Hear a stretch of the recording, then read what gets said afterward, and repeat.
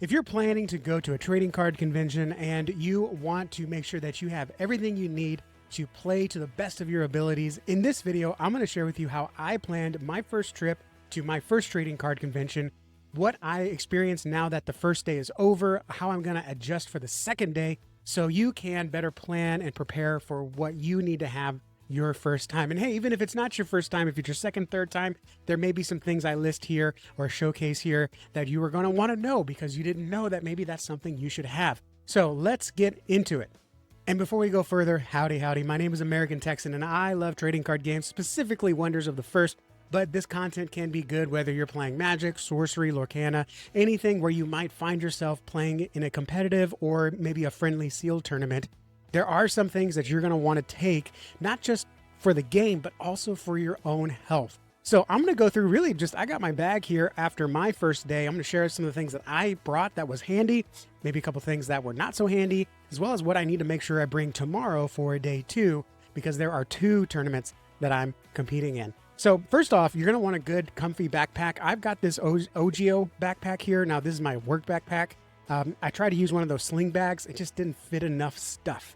So what I have in my backpack, number one tip that you may not realize, and this is a tip that was provided for me from a friend who went to their first convention a couple months ago. You're going to want your playmat that you need for the game, but if you have an extra one, bring an extra one. I brought 3.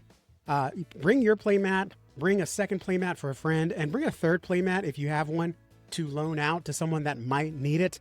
Wonders of the First booth was fantastic. They had mats that they were loaning people as well, but they had to play with the shrink wrap still on, so it was a little awkward. So bring an extra mat, maybe bring it 2 extra ones. That way if someone's playing another game, you might be able to help them out. And especially for sealed events, because those are the ones that have a lot of newer players. This next tip is more for us old people. Don't forget your reading glasses. I actually needed to pull these out a couple times. I play a lot online and on the computer, but in person, those text boxes are not zoom inable. So having a pair of your reading glasses or just some cheaters will help you, as well as, this goes for anyone on medication, but make sure you take some medication. Make sure you take the medicine that you need to take throughout the day. The last thing you want to be doing is being in a high stress situation. Maybe you make it to the finals, the champions, or top 8, and you're behind on your medicine. So make sure you take your medicine. And if you're comfortable and if your venue allows it, take some Advil. You're going to be doing a lot of strain. If you're comfortable, if you can, this is not a medical advice, but if you can, take some Advil, Motrin, Tylenol, whatever you need to feel better. Maybe even some allergy medicine, because you don't know the people. You're going to be around different strangers, wearing different deodorants, wearing different colognes. You're going to be sitting across someone that uses a different laundry detergent. It can activate some allergies. If you're flying in, you're in an entirely different ecosystem. So bring some allergy medicine too, if that's something that you think you'll need. Something I always take with me, and that's this little electronic bag. This goes with me anywhere on trips. It's got cables, extra cables, but most importantly, a power battery. A good friend of mine did not have their power battery tonight and it got him in trouble.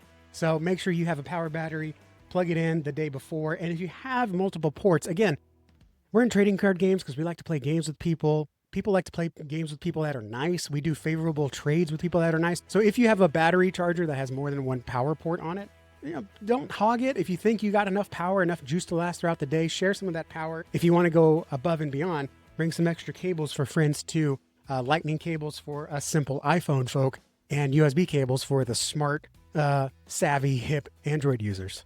Now, this one's more for the YouTubers, but also you may want to capture some memories. So, bring a tripod if you want to record, if you want to, get game play-by-play, playback, just get a little tripod here. You're not going to get this over the top, nice stream view like some of the professionals will, but even having it on the table kind of remind you some of the things that they've done. And if you want to take video, if you want to record stuff, take a microphone. I have this Rode Go microphone system thing. It's what I use to record videos.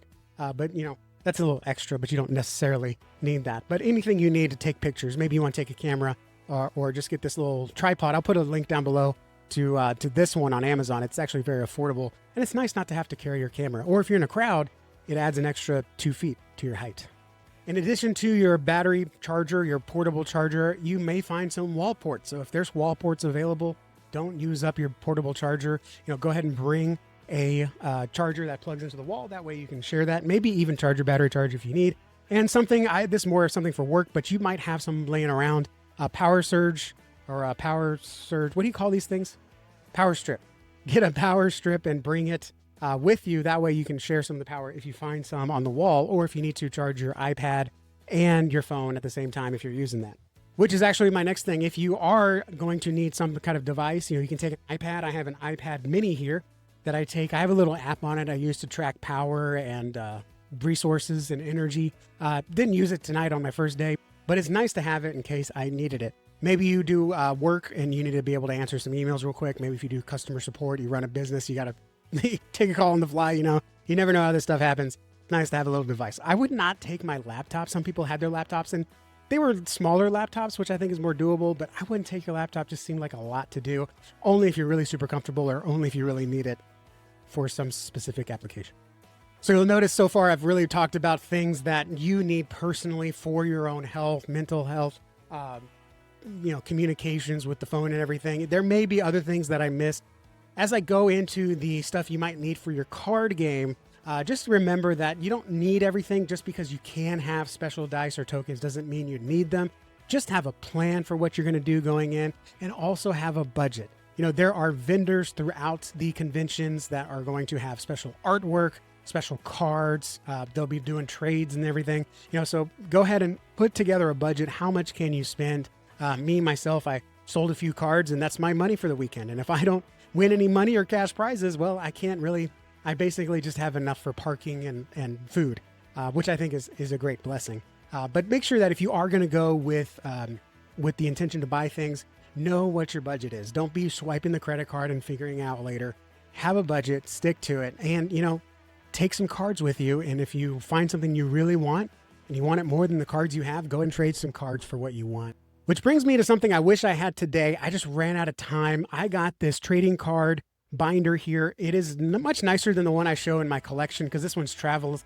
This one has a zipper and it's got spaces for cards. Now, this was a last minute buy, so it only fits sleeved cards. It does not fit top loaded cards. So I'm still a little hesitant to put my very nice, very expensive formless foils in it. I'll have to figure out another solution with those. But this is nice because I can peruse it. I can showcase something, or if someone needs a card and you have extra play cards, go and put your extra play cards in here, and it's really nice and easy to carry around. But I will be using these because I have common foil cards and I don't want them. I don't collect the common foils, which are just the plain foils. So I will hopefully be trading or selling those away or helping people trade up. Some people want the foils, so I'll take their paper if I need it, and I'll give them my foil.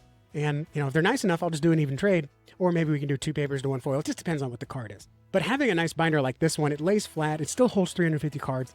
I got to load it up tonight before day 2 with all my trades. But if you want to go the extra mile, if you want to splurge a little bit, and get one that does top loaders, and that way you can take your nicer cards. You can also get a cardboard sleeve. I wish I had one. I just haven't been able to get one with the time that I had. So you can get a cardboard sleeve, and that will hold either your top-loaded cards or your plain sleeved cards. Those are much easier to carry around. But I like this one because it's flat, and it will still hold 350 cards. So going into your game, you're going to want a deck box. You don't have to have a deck box, but if you care about your cards, you want to protect your cards, go ahead and get a deck box. I have a cheapy one. You don't have to get the super nice ones that have little shelves and stuff to put your extra dice and tokens in. This is literally just a plastic deck box. I think it was $3. Okay, but it does the job. As well as the deck that you're running, make sure you have sleeves for your deck. You want to protect the cards, especially if you have a competitive deck with expensive cards. I think there might be, if I had to estimate, it's about $300 of cards in this deck here that I played tonight. Now, if you're meeting someone at the event and you're borrowing a card for them, I think that's fantastic. Just make sure you have a contingency. I was meeting someone there to borrow a card because I actually bought a card from them, but it wasn't going to arrive until the day after I needed it for the convention. Unfortunately, Columbus Day threw the whole tracking system off and the card was not going to get in when I expected it to. So he was going to show up, shout out Moop Dad, with the card that I needed to play in tonight's event. And he showed up with it, and just in case something happened, God forbid something happened, I did have a contingency plan. I had some extra cards set aside. So I knew that if he didn't show up, if something happened, like I said, God forbid, then I had a couple of extra cards to swap out in lieu of the card that I didn't have. Also bring some extra sleeves. Sometimes you might accidentally nick a sleeve or mark a sleeve on accident, and they'll ask you to replace it. So you want to make sure you have extra sleeves. Most sleeves that you buy have 100. So, just take, if you're using 50 or 60, take the extras with you. As well as if you're competing in events, there may be promotion cards.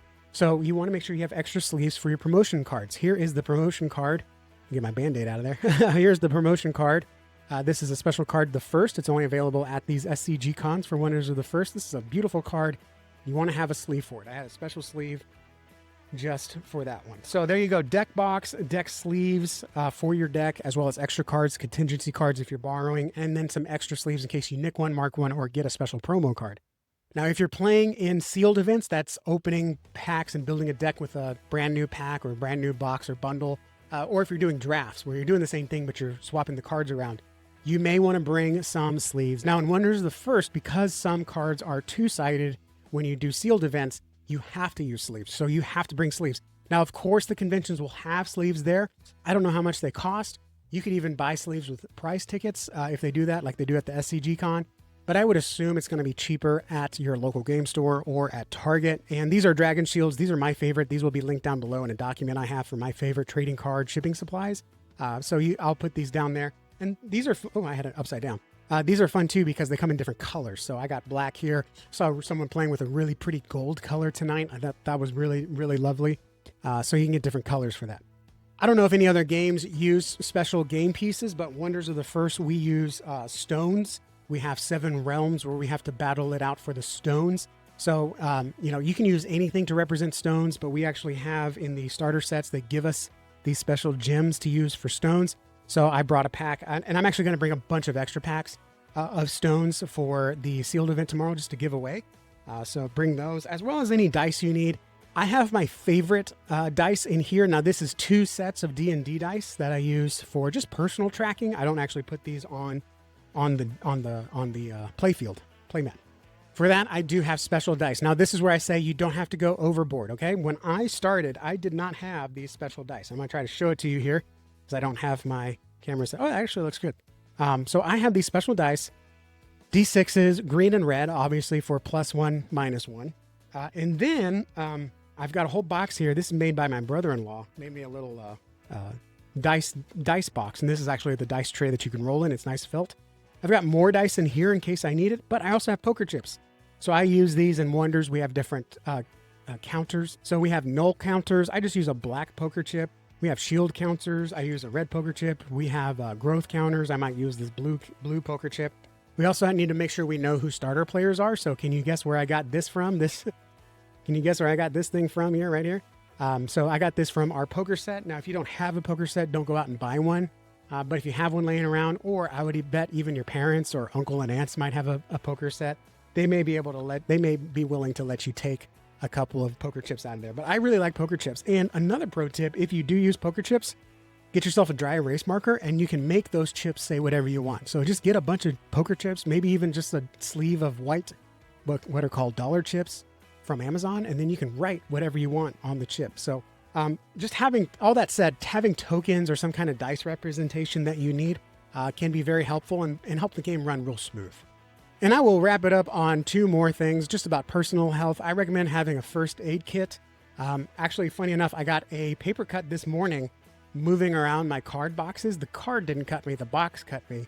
So I had to take a Band-Aid. And while I was in my closet getting Band-Aids, I thought, well, I might as well grab one of these first aid kits that you can get at the grocery store. This has Band-Aids, burn ointment. Let's see. It has an alcohol prep pads. It might have some Neosporin or maybe even some Tylenol and Advil in there. But these things are cheap. These are just a few bucks. And I was glad to have it because I did change out my Band-Aid before the game just to make sure it was fresh and I wasn't touching anything with an old Band-Aid. But having a nice first aid kit is very nice. You guys notice I get a lot of cuts on my hands. And then also, if you're like me, I have hypoglycemia. I have low blood sugar issues. So I always make sure I take Gatorade or an energy bar, not a protein bar. An energy bar is different. Look at the label. Just in case my blood sugar gets too low, or maybe lunch I eat at the venue and I deal with this at work conferences and then my blood sugar crashes. Having something if you need it, if you're diabetic, something to get your blood sugar up, or make sure you have your medicine if you need your insulin, if you need to get your blood sugar down. But even if you're not, just having snacks, if you want to stay energized, you want to stay focused, your brain is going to be burning more calories. Yes, even sitting down, playing an intensive game. So make sure you've got some hydration. Doesn't have to be Gatorade. Water's just as good. And then lastly, in your preparations, make sure you know where you're going, not just the general area. These conventions can be within a large convention hall where there are a lot of things happening. When I got there, I parked, I paid for parking. Don't forget to save and pay for parking. When I walked in, I had no idea where things were. The signage wasn't the best, and lots of conventions going on. It took me a while to find where I was going. Now, thankfully, I let myself get there with plenty of time to spare. But make sure you know where you're going to park. Make sure you know how much parking is. Make sure you know if they're going to be cashless or cardless. Yes, there are still cash-only lots, especially if you find the ones that are a little bit off-site. They're cheaper, but sometimes they only take cash. And then if it's in a convention hall with lots of halls, make sure you know which hall your game is in. For example, I had to walk past a gym and jewelry conference to get to my card conference, and I would have totally missed it because there wasn't a lot of signage. Make sure, in addition to your budget for cards, make sure you budget for food, any drinks you need, have some cash on hand, or have your tap debit card on hand in case you need to get something out of the vending machine. I'm very thankful that the SCG Con in Houston, they actually had restaurants at the convention center, so I won't have to worry too much about food tomorrow. But at the SCG Con that I can at least vouch for, they let you bring stuff in. So I was able to bring my Gatorade. I was able to bring energy bars if I needed them. Just know the rules, know what you're walking into. And for your convention specifically, the last thing I'm going to recommend is take a look at their FAQs, or SCG Con calls it the fact sheet. This is where you can see rules about what it looks like to spectate, what refunds look like, what trading looks like, just different things you need to know about the venue and how you both behave as well as participate in those events. And the final thing, I'll be that guy, get a good night's sleep. Myself, one of my competitors, we were up till midnight the night before. I was practicing, he was watching me practice, and we were talking afterwards, and he had to get up in 4 hours to catch a flight, and I had to get up in 4 hours to get the kids ready for school. So, make sure you get a good night's sleep. If you're traveling, don't cut yourself too close from the beginning of the conference in case the plane's running late. If you can't afford a hotel the night before or the night after, make sure you give yourself some buffer time. I also heard of someone that had a flight leave and they had to leave the tournament early. The tournament was delayed, and they couldn't miss their flight. So those are my tips from my first SCG Con. Those are the things that I prepared, as well as the things that I wish I had prepared better for, and I will be ready for tomorrow. Thank you guys for watching. If you want more trading card tips and news, by all means, hit subscribe down below. Your attention means the world to me. Hit the like button if you like the video. If you didn't like the video, let me know by making sure you hit that dislike button twice. Thank you guys for watching. I'll see you all in the next video. Adios.